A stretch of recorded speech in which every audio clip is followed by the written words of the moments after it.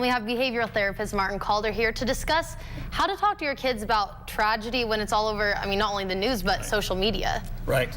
I think that's one of the biggest differences with things happening now versus when I was a kid, probably not as much with, you're a little bit more in this generation, but is that there is a lot of stuff, information that's out there. A lot of it's great, it's also awesome. And some of it's not so awesome, and some of it's really mean and nasty. Yeah. And so helping, especially middle schoolers and teenagers, navigate what that is really crucial now.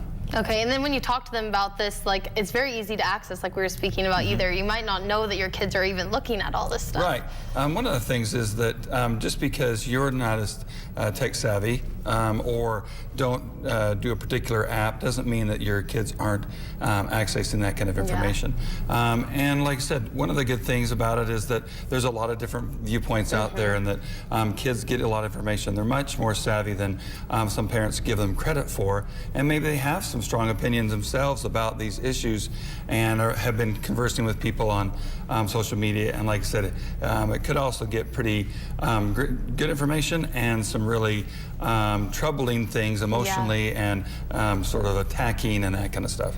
And how should you go about explaining these different viewpoints that they see on social media and the parents' own viewpoints to their kids? I think trying to, for sure limit emotion as much out of it. And I'm saying this is the way you've got to, got to do. What I'm saying is having good conversations. And if your child says, I believe this way, and this is kind of opposite of what you've believed, what you thought you raised them at, to be able to take a step back and say, let me, explain that to me.